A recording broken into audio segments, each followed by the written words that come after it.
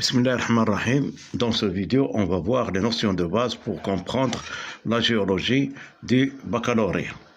Donc, on va voir tout maintenant l'enveloppe, la structure de la Terre. La Terre se compose par des plaques lithosphériques, par des plaques. Alors, il existe en entier 12 plaques au niveau du globe terrestre.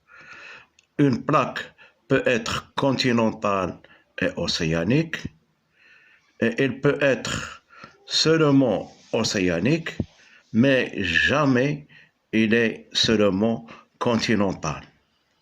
Donc la plaque peut être continentale et océanique, elle peut être uniquement océanique, mais jamais continentale seule. Donc, par exemple, si on prend la plaque africaine et la plaque sud-américaine, Wegener a donné sa théorie de la dérive des continents, qui dit que les continents étaient superposés les uns des autres, après ils sont séparés. Il a donné des arguments pour sa théorie, des arguments paléontologiques à l'aide des fossiles, les mêmes fossiles qui se trouvent dans le sud-américain et dans l'Afrique, des arguments pétrographiques, les mêmes roches anciennes, des roches anciennes qui se trouvent en même temps dans les deux plaques, des arguments morphologiques,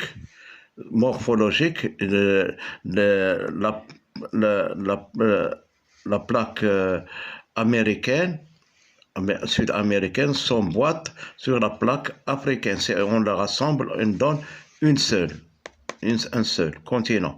Donc, il y a les arguments de la dérive des continents. En plus, il y a l'argument de la découverte de rifts médio-océaniques. C'est une chaîne de montagnes qui se trouve au fond des océans, où il y a des volcans effusifs qui font sortir des matériaux matériaux basaltiques sous forme de coussins pilo-lava. Plus qu'on s'éloigne du rift médio-océanique, plus le basalte devient ancien. Plus qu'on se rapproche, plus il est récent. Donc le basalte qui sort du rift récent pousse l'ancien. Donc, cette notion de la dérive des continents, elle est essentielle pour comprendre la géologie du baccalauréat. Donc, ici sont les coussins, les pilo-lava qui se trouvent au niveau du rift médio-océanique, Il y a des fossés d'effondrement, comme on voit le basalte sous forme de coussins, pilo-lava. Donc on voit dans ce document les différentes plaques, la plaque africaine, la plaque sud-américaine, la plaque du nord-américain, la plaque européenne, la plaque asiatique, la plaque indienne, etc. Il existe 12 plaques. Donc, maintenant, on va voir les différentes sortes de roches qui peuvent exister à la surface de la Terre. Il y a les roches sédimentaires comme le calcaire, l'argile, etc. Les roches sédimentaires contiennent des fossiles, contiennent des débris des animaux et des végétaux, sont des fossiles qui témoignent l'âge de ces roches sédimentaires. Il existe des fossiles stratigraphiques comme il existe des fossiles de faciès. Les fossiles stratigraphiques nous aident à déterminer les couches la datation des différentes couches strates de roches sédimentaires. Et les fossiles de faciès nous permettent de déterminer la paléogéographie de la région. Donc après, on va voir ce document qui est essentiel. Ce document qui montre ici la croûte, le bassin molassique, bassin subalin de Born, voilà, massif central. Ici, on a des fossiles qui se trouvent qui sont fossilisés dans les roches sédimentaires. Bon, après, ici, on a une lame mince, comme on voit, une lame mince de basalte, que le basalte, c'est la lave qui sort au niveau des rifts médio-océaniques. Voilà, la roche de basalte. Et on a ici une lame mince de basalte, vue au microscope polarisant.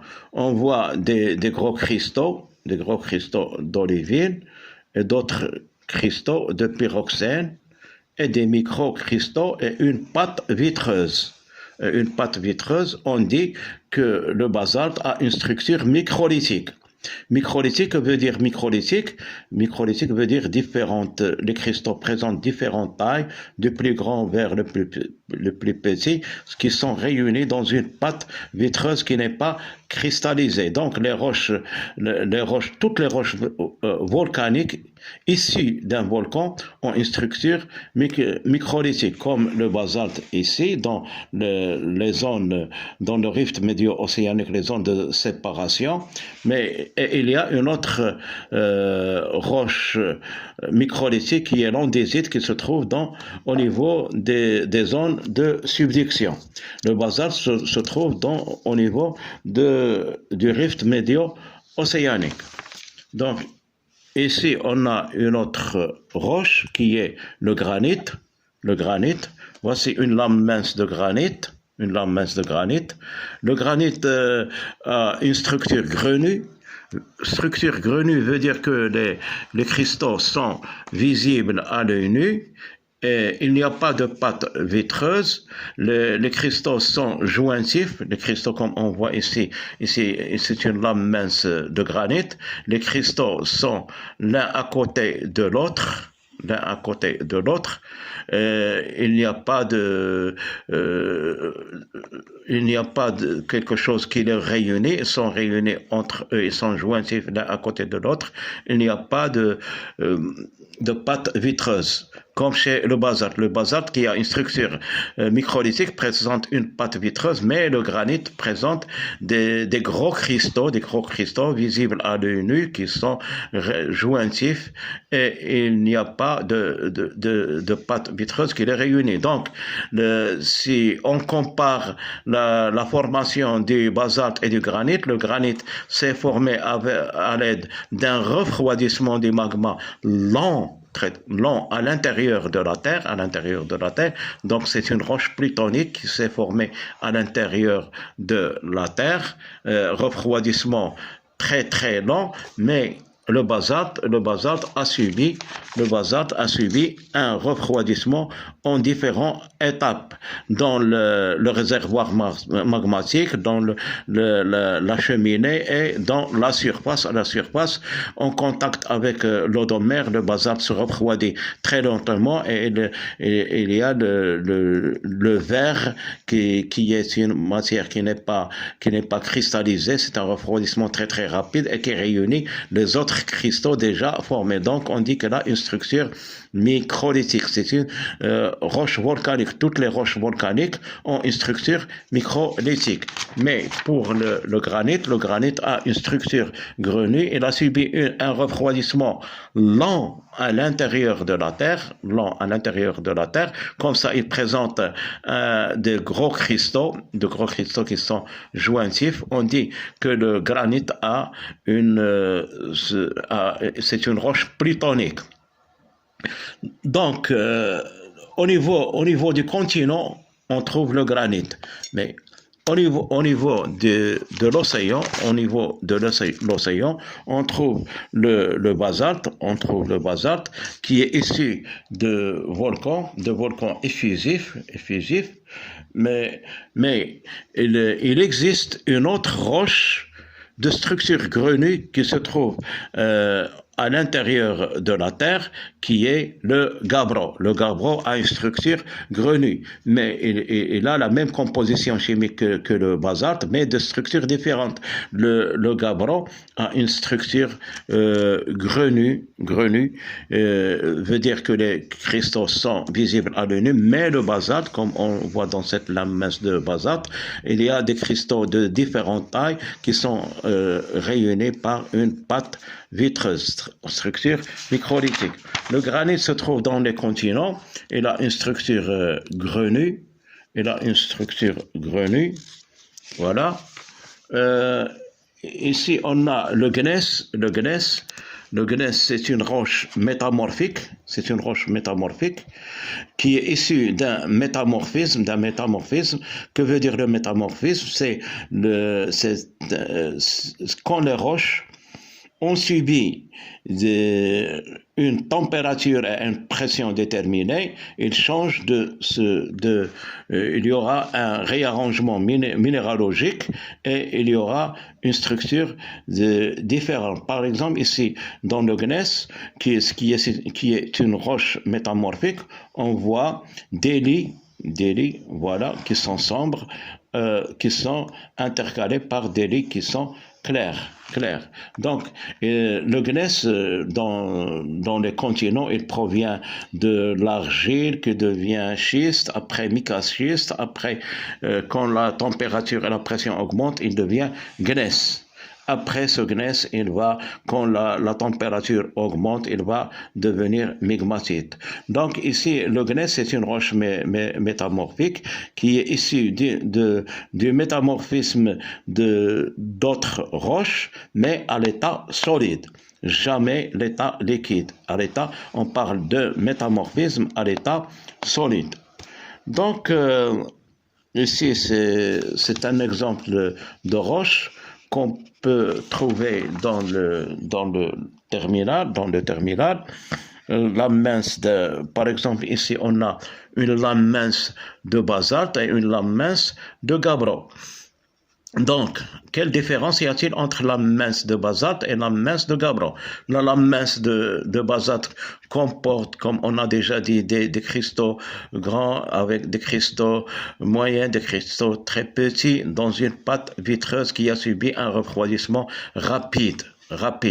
Mais le gabbro, même structure chimique, mais il y a une différence dans la texture. Et là, le gabbro a une structure grenue. Veut dire que les cristaux sont visibles à l'œil nu, et il n'y a pas de pâte vitreuse. Et c'est une roche plutonique qui s'est formée à l'aide d'un refroidissement lent à l'intérieur de la Terre. Il y a refroidissement lent, donc formation de gros cristaux. Mais le basalte a subi différentes sortes de refroidissement et le refroidissement qui est très rapide à la surface de la Terre. Donc le basalte a une structure microlithique et le gabbro a une structure grenue. Donc il existe d'autres roches. Il y a par exemple l'andésite qui a aussi une structure microlithique, qui est une roche issue du volcan. du volcan dans les zones de subduction. Et il y a le granit qui est une roche grenue, c'est une roche plutonique dans les continents, et il y a cette roche de Gabbro qui est une roche magmatique qui a subi un refroidissement qui est très lent, mais c'est une roche océanique. Avec le basalte, sont des roches océaniques. Merci, c'est tout ce qu'on peut dire pour ces différentes roches que l'on trouve dans le programme de terminale. Merci.